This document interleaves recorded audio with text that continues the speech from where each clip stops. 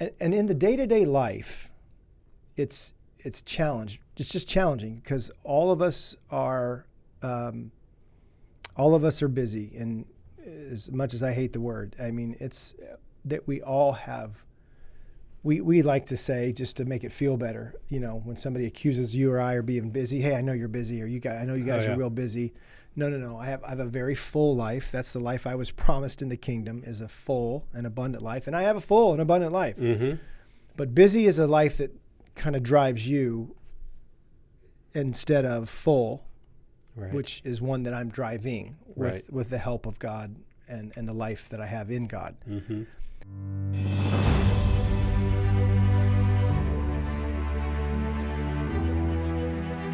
With God, there is always more. More love, more life, more freedom. Welcome to Zoe's Exploring More with Michael Thompson. C.S. Lewis once wrote, "Our Heavenly Father has provided many delightful ends for us along our journey, but He takes great care to see that we do not mistake any of them for home." Join me and the team as we explore the kingdom together, discovering the deep truths and offering encouragement for the journey. There is always more.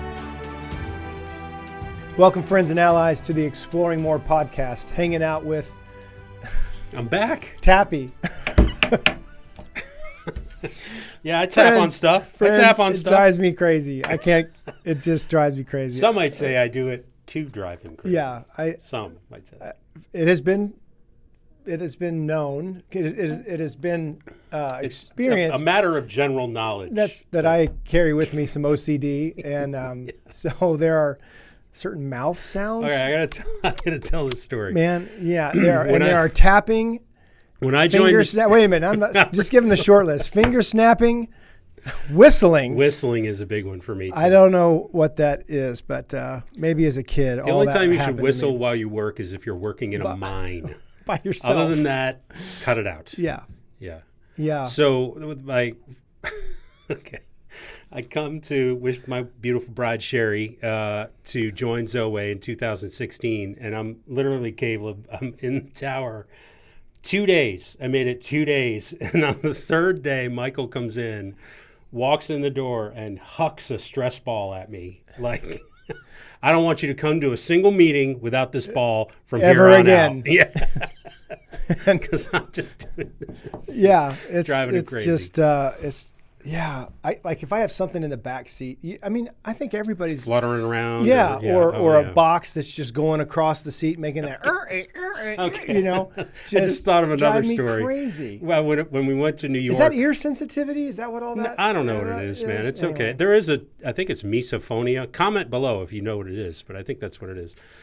We're in 2015. We were riding to New York. We get up there. We're at the conference, and I'm in the back of the room, the very back of the room, and I'm trying to open up a protein bar because I was dying. The wrappers kill me. And I just was like, and you just turned around with this look like, yeah, what are you doing? Poor Robin, and it is years into our marriage. This was just not long ago, but she got one of those Luna bars or something. Mm-hmm. And so she's in the passenger side. We're going somewhere, and and then she's got it wrapped around the bar. Yeah. So every time eating it, her nose is hitting it, her mouth like pulled over. It's like, give me that. Chucked it out. I didn't throw it out. But it was driving me crazy. Yeah. So now at our staff meetings, Robin comes with it pre-unwrapped, wrapped in a paper towel. She's. Is that a love language? It probably is, yeah. And I know we've spent a lot of time on this, but there's $1 million idea for you. If you could make a wrapper for a protein bar out of that soft material, I like just it. Help people out in advance. Oh man, a fork on the tooth. When somebody just attacks Love you, their Greg Sailors, fork or spoon, I just can't stand it. I have to get up and leave. It's just horrible. All right, so what are we really here to talk about? We'll be back in a minute to talk about whatever we're talking about today. Yeah, so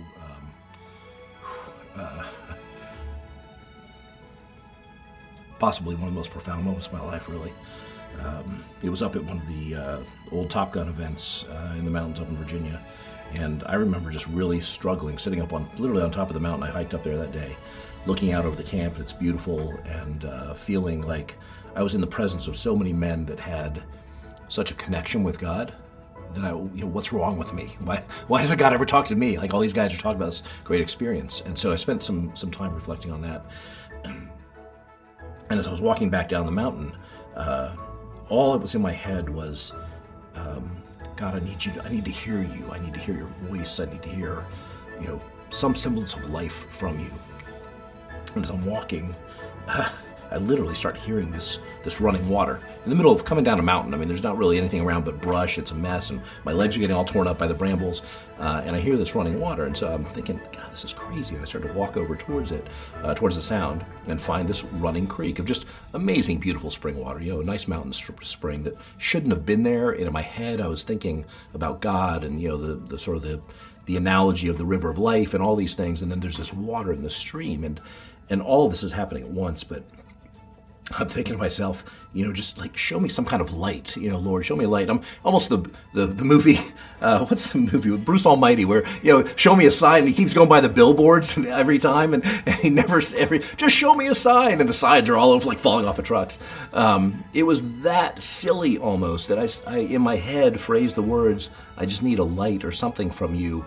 And I look down in the stream, there's literally a yellow flashlight sitting in the bottom of the stream. I'm not making this up. And I was just, and so in my head, I'm just questioning, this is so stupid. There's no way this is actually happening.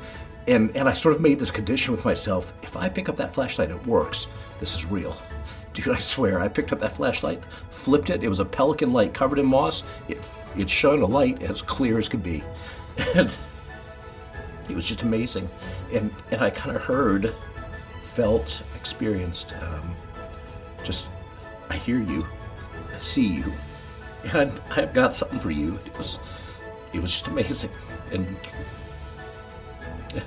I've been off ever since. Like, you can't come back from that. It was pretty wonderful and pretty powerful. Join us at the Heart of a Warrior Encounter, April 25th through the 28th in Goshen, Virginia. To find out more, head to www.zoe.org/events. We'll see you there. Welcome back to the OCD podcast. No, welcome back to the Exploring More podcast. Michael Thompson here with my good friend SJ, who that's what good friends do: journey together, figure crap out, and stories to tell, and annoy each other on purpose. That's right. That's, I think, all good. So we're talking about today, the significance of I'm going to say time away with God. Mm-hmm. And particularly, we're looking at a retreat or a conference. Love solitude in the morning. Mm-hmm. Man, I love these days right now. These spring. Oh yeah, still kind of cool. Yeah, and just on the porch seeing sunsets. I think it's Sherry who's the sunrise. Oh yeah, I love sunrise. We have our house. Literally, daylight savings time helps me with the sunrise. Oh yeah, it's not 4:30 or 5. Exactly. And just so it's just so important though to find rest. I was talking to Mark Johnson this morning, our good friend, and we were just talking about rest and beauty. And so nothing wrong. I mean, I spend part of my morning in a chair. It's dark. The dogs are kind of waiting to get outside, and I'm waiting for it to get light. But I love that space. Sometimes just some soundtrack music or just quiet. Yeah. I mean, just to listen to quiet, so getting away is important. Taking those scenic routes, get off the interstate. All of that is really important. Men, women, it's so important. So if you're not fighting for that time of solitude and getting away with God, then start training, start working it out. It's fought for. If you don't fight for it, you're not going to get it. And usually you have to fight for the first thing, I think, is just to not pick up the phone. Even taking off the charger, it just starts, hello, here I am. Things to do. Yeah. So and I use that phone for some of the devotional things that I can. Yeah, I get into, start so each it's day tricky. and end each day with the Lectio Divina Oh, yeah, good app. one. There's an app Good you one. can download with that, and it's about 10 minutes. Yeah. You know, and So SJ, but we're talking about an extended amount of time. We're talking about more time, and I can Right. think of, vacations, and whenever you can pull away from the pace that we were just talking about is challenging even in the day-to-day. But when you can pull away from the pace, and it's a couple days before the frequency of your body just recalibrates Right. to, dial it back to We're not 3 instead of 10. yeah. And I know I've done it. I mean, people that go on vacation but take their work with them. Yeah. Or go to Disney World, which, especially when you got kids. Oh yeah. We got to see all the things, and we walked 13 miles today and Yeah. all of that. That's not Yeah. what we're talking about necessarily. Yeah, I guess though that can be fun. Disney and other those are fun. They're not restful, No. so to speak. But No. anyway, I think to get really to the matter is what does time away with God look like? And we've been talking a lot about redeeming generational masculinity. So I'd like to just kind of throw those things together. Like Right. How do talked- they work? Right. We've talked about them separately. We've Yep. talked about the encounter. We've talked about RGM, Redeeming Generational Masculinity. But how do they come together? Yeah. What does that look like? And why, what's the significance of that? Yeah. Yeah. All right, good. You want to swing first? Yeah. You want me to swing first? Dude, man. So what's the I would question love on the to. table? Yeah. Well, I think we can start off with just, again, a little bit of a reminder of what Redeeming Generational Masculinity is all about. What is the vision God has given us for that? Yeah. So I should have looked it up. It started to kind of whisper to me coming in, but there's an idea, there's a thought. Maybe Caleb can get his fingers going on this quote, but without God, we cannot. And without us, God will not. And the idea is, in God's economy, in the kingdom, it's all relational. So about redeeming generational masculinity, it's in relationship, it's in connection. Yeah. You have something that I need. It's an assumption that you carry within you a glory, a goodness, qualities of the divine that I need. And I do, and I carry with me Right. qualities, that Trinity DNA, that when present, when more predominant in my life, people are experiencing what God made me for, and how He's also infusing me with His nature in a way that I can bring that to the world. Yeah. Few men get there, and I'm still journeying, but very few get there. Most of us, we were those guys, more false self-dominant. Sure. The things that happen to us in the world, the misinterpretations of those things, or we didn't misinterpret. No, that was bad. What they said, what they did, but it left a mark. It left it wounded us in some way, and we learned to, how do I not get that again? What is it that I need to do or not need to do? Self-protection, self-promotion. Very self-centered and all of those things. So that's what we mean by just false self. And there's a few podcasts on that. So, but the point that I'm trying to make is we do rub off on people. We do bestow things. We give things to other people. Yeah. And so if it's And not, we're made to. and if it's and therefore the enemy tries to hijack that whole system, and so wounded people wound people. So oriented men can help bring orientation to other men, specifically younger men. Right. And so that seems to be the biblical way of discipleship, Yeah. of apprenticeship, Bestowing validation, masculinity upon right. younger generations. of friendship. And so you have something I need, I have something you need, and there's this beautiful exchange program in the kingdom. And like I helped you stop, doing no. Sorry to regress. No. But there's certain. Was talking with a woman on our team today, and she just has a bit of that prophetic gifting. I can be prophetic. I've experienced that, but it's not necessarily the way I'm wired. Now I have vision. I see preferred future. There's something about that I bring to the team. You're a guy that takes strategy, and let me show you some plays I just drew up, on how we can get from here to there. I see that you want to get here, Michael. So that's how the body works. Gifting and glory. That's how that works. So redeeming generational masculinity is going to take an effort on men. Definitely foremost is getting out from under the power of the false self. Right. Getting oriented. Because that's the best thing you have to offer anybody. Right. Right, Caleb? I mean, if you're not doing well, if you're under the spell of the enemy, if you think life is up to you, if you're an easy target or actually POW of fear and anxiety, man, everybody's going to experience that. Yep. And if you're not, everybody's going to experience that. So becoming more and more free, becoming more wholehearted, experiencing, like we talk about in King Me, healing and training, validation and initiation. Those things help a man on his comeback. And every man's on one. So that's kind of part one, your heart. Let me just respond to it really quickly because I love the way you combine the two. Because even though you were talking about redeeming generational masculinity, RGM, you ended up talking about encounter in your answer.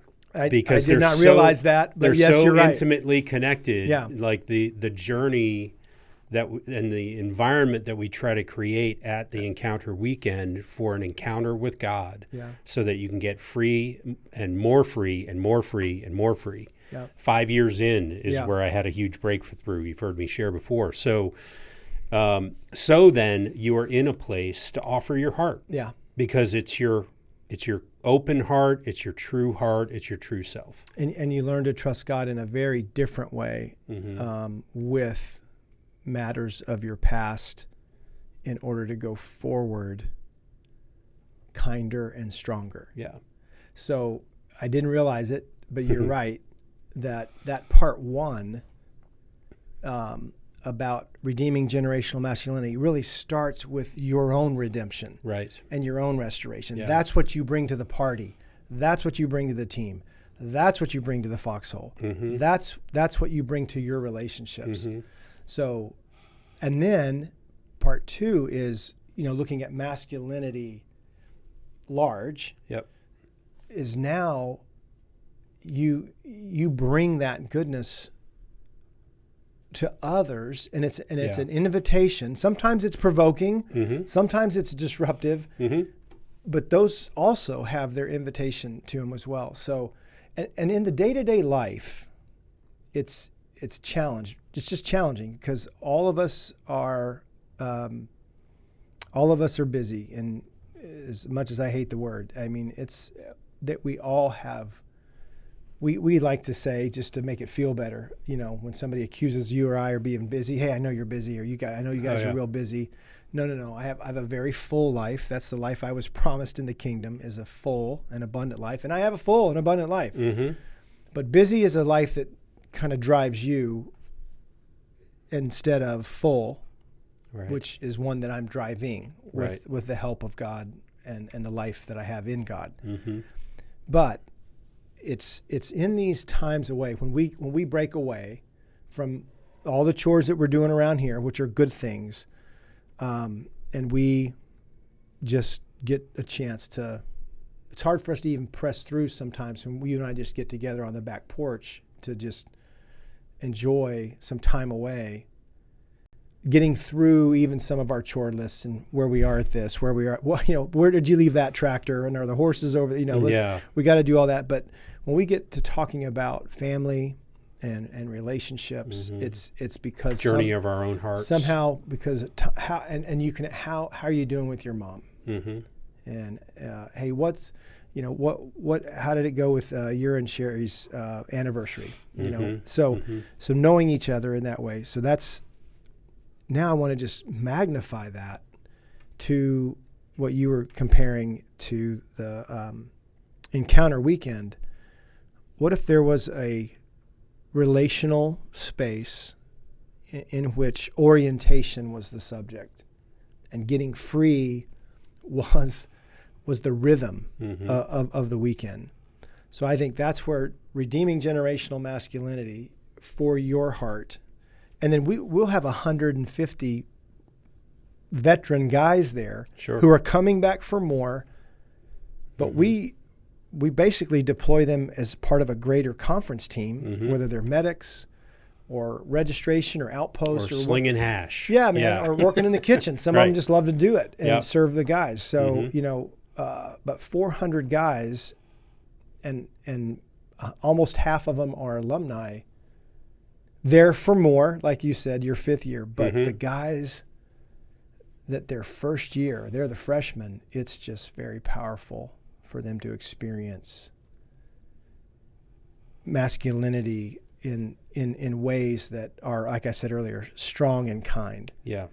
And so I think this is the redeeming generational masculinity in spaces that our allies are creating or our big conference, Heart of Warrior Encounter. I think those spaces are invaluable. I'll say it this way. I'm not a bad golfer, but I'm definitely not a good golfer. Do you know when most guys try to work on their golf game? When someone asks them to play. When they're playing. That's not the time to work on your golf dust game. off the clubs. You're switching clubs every shot. You're, I mean, you go out to hit, 25 balls before, thinking that, all right, and then you get a little loose. But if you're trying to practice as you play, it's not, you've got to find some spaces, because in a man's life, the day-to-day is the game.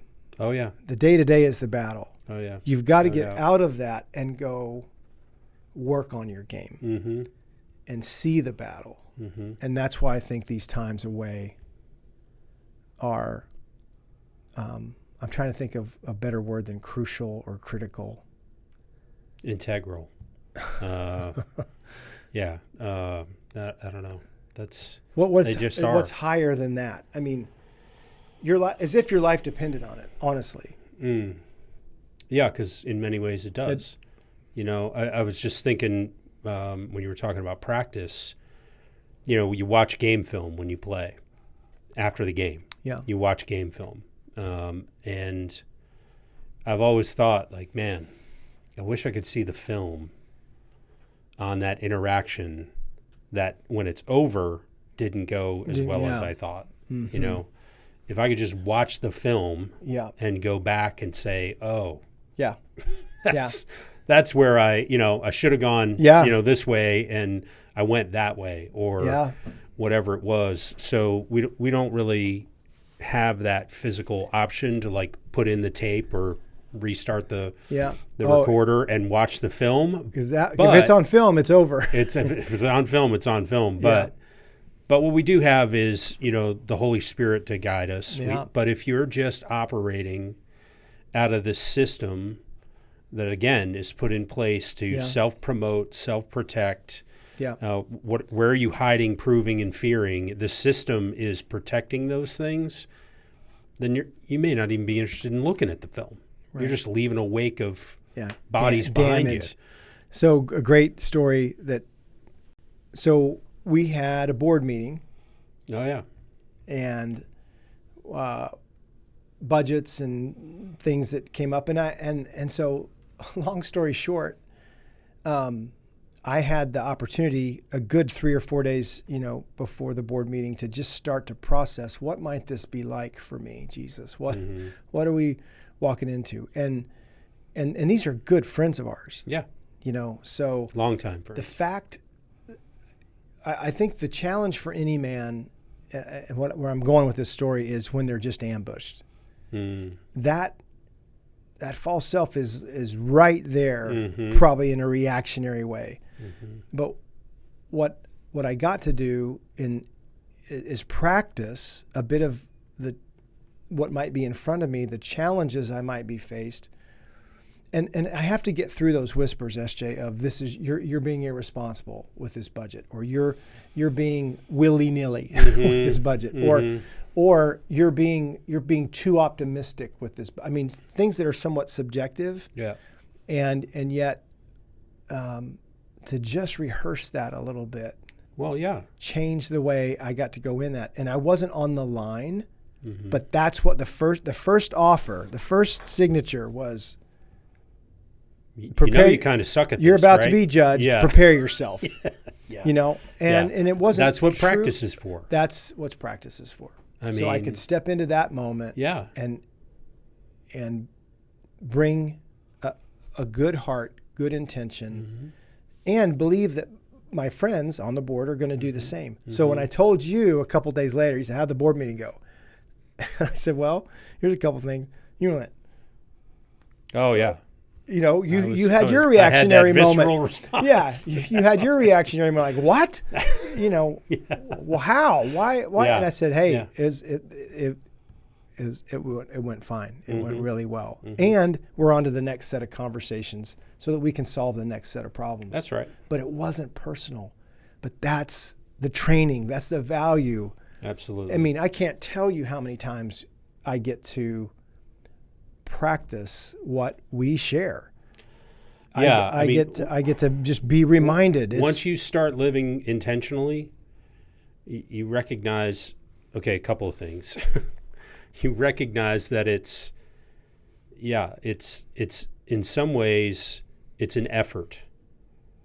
You have to put in an effort, right? I think most of us are just kind of gliding along. What came up in me right now was a no duh. Duh? Yeah, but yes. But really, we do. We just kind of glide along from moment to moment, interaction to interaction. Yeah. And if you're not awake and aware, our friend Gary Barkalow, alert and oriented times 3, right? Or 0, right. Or times 0, right. Then you're just skating from one thing to the next trying to make it by. But if you're living intentionally, each moment is an opportunity. Each conversation is an opportunity for you to, let's just use your board meeting example, for you to engage with how you've been trained. Okay, I know every thought is not my own. Yeah. So if I were the enemy, what are the thoughts that are going to come against me walking into this board meeting? Yeah. Yeah. And preparing yourself that way. Yeah. And then as it's going on, to understand, look, this is not a personal indictment. I haven't failed anybody. Just staying centered and staying oriented on what you know is true requires effort. Yeah. And I think a lot of us, and because I've done it before many times, I just go into a situation and whatever comes out of me comes out of me.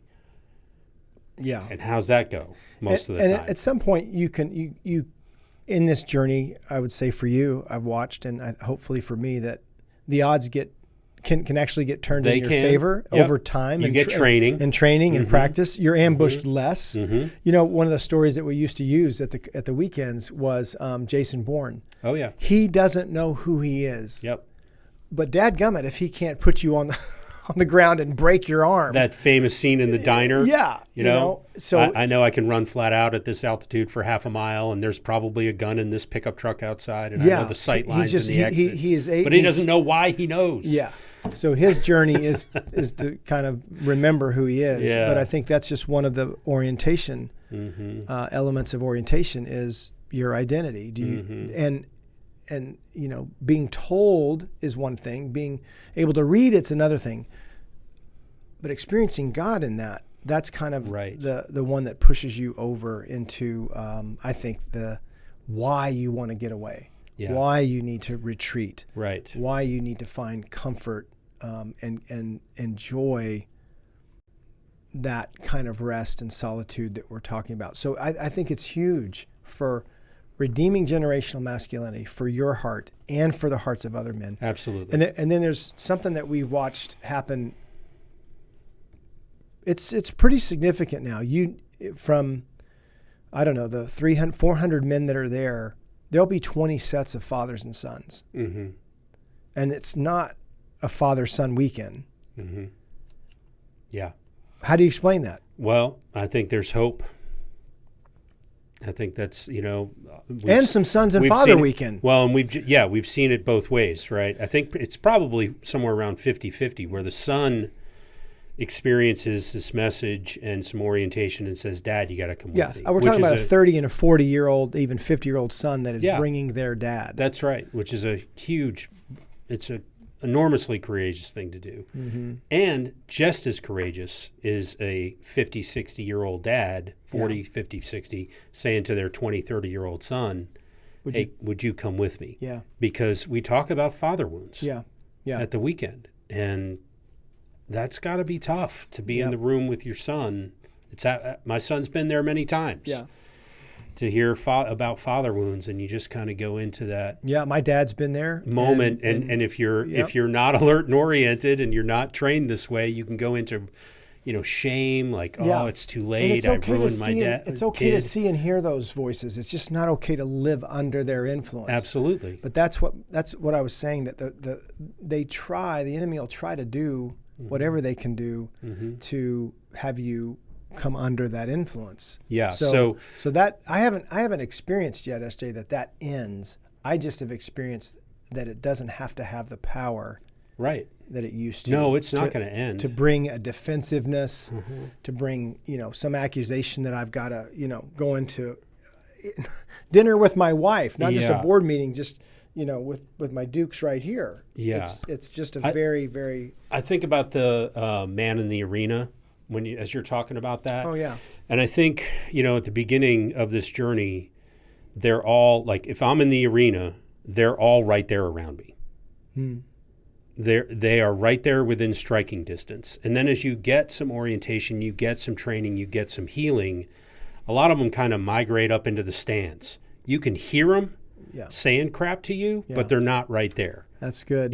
But then there's still, you got to keep working. Now when they're all around you, it's not hard to swing and hit an enemy. Yeah.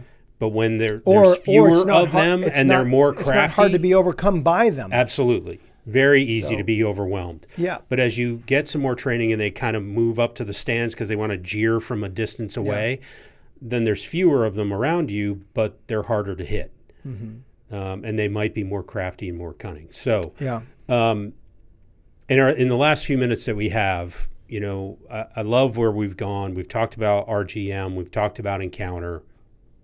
And we've talked about the pivotal role that time away with God and orientation training plays in RGM for yourself, inwardly, so that then it can go outward, right? Yep, well said.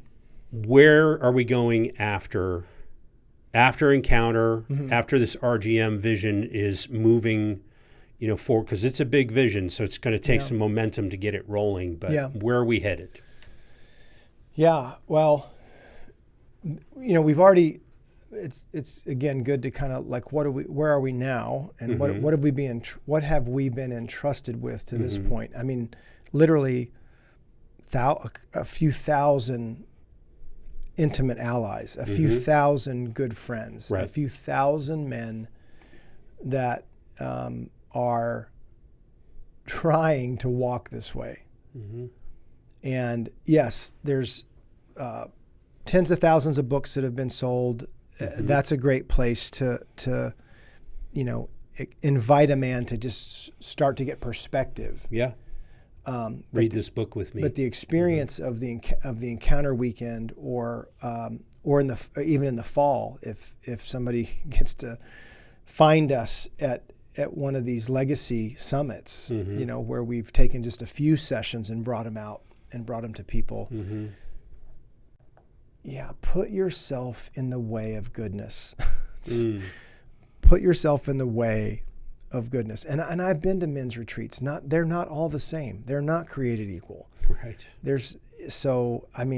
I can't just say any old men. And of course I love ours and what God's entrusted to us to offer. But after the weekend, first and foremost, there's so much in that weekend. Our our recommendation is don't run to the next thing. Correct. Yeah. But stay with your journal. Stay with your journal. And in the spirit of redeeming generational masculinity, if you have one guy that you came with, or you met a guy there, right, the invitation would be just unpack the weekend with that guy. Right. Go through your journal. For the porches, for the coffee or whatever you drink. Just get away and process. Right. Because in that journal, we've created some sacred spaces of time alone with God after a session.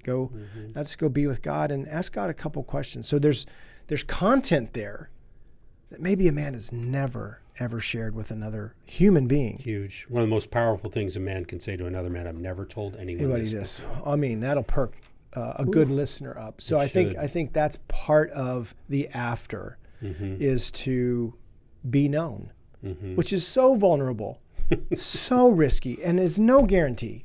Absolutely. It can be, yeah.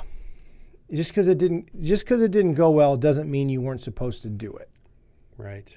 And one of the most important things we say at the weekend. And that's just how the enemy would want to trick you. That see what happens.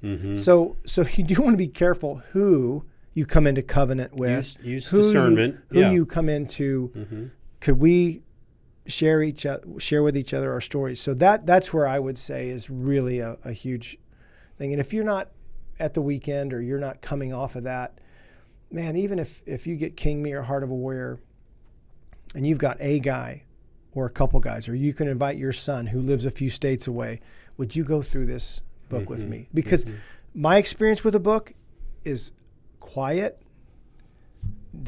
undistracted space. And I'm a highlighter guy. I like colored pencils.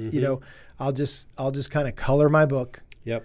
And maybe write in the margin, but to have somebody to share that with, you highlighted that too. I love that. Yeah. Why did you highlight it? Yes. Oh my gosh, that's different for exactly the reason that I highlighted it. So I think those resources are really, really important. And along the way, you will not realize it until you do, but along the way, a friendship is being created. Yeah. And I think because of the forged. And because of the subject matter, it's the kind of friendship that will matter. Because of you're exploring the kingdom, you're exploring your hearts, your desires, your histories, and probably getting a chance to share some of the good that God is revealing to you. So that's why I think these events, these resources, and the relationship for God to work in, if people can hurt you, it's because people can love, are supposed to love you. And that's why I go back to that quote that without God, we can't, but without us, he won't. Yeah. In order to be loved, you have to make yourself vulnerable. And when you make yourself vulnerable, you're open to being hurt. Right. And it's part of the bargain. Yeah. I saw you found a comment of the week here. I did. Before I give that, and I know Caleb's given us the high sign to land the plane, but I just want to say Legacy Summit events are locally based events, 200 guys, somewhere around in there, where we're trying to introduce more men to this message. Yeah. So if you've got favor at a church or at a facility or with a group of guys, email us events@zoe.org. And we'd love to talk to you about a Legacy Summit They'll actually talk to you. They'll talk to you. They will talk to me, yeah. So like you're leaving a legacy, whether you're intentional about it or not. Right. So we're trying to help bring some orientation to your journey so that your legacy that you can leave can be good. Can be good. Yeah. So the comment of the week, from Janine Sabin. Shout out to Janine. That's David's wife. Yeah, exactly. Yeah. Thank you. You got a little David in there too. You got to have a little David. Okay. Yeah. Thank you for naming this, Caleb, and being a light to others who may be seeking support in the redemptive community. So what Janine is referring to there is Caleb very vulnerably and bravely shared some of his own journey recently on some of our social media channels about his challenges and his struggles with isolation Yeah. and even some depression onset. So way to go for sharing that, man. Yeah. Appreciate that. Being a light to others who may be seeking support. That's the only way that these things kind of lose their power is by shining a light on them. So really important. Yeah. Really good. Yeah. So leave us a comment and you might be the featured comment of the week. Maybe. Yeah. We'll see. All right. We'll see. Hey, thank you for joining us on the Exploring More podcast. Remember, with God, there's always more. Get out there and explore.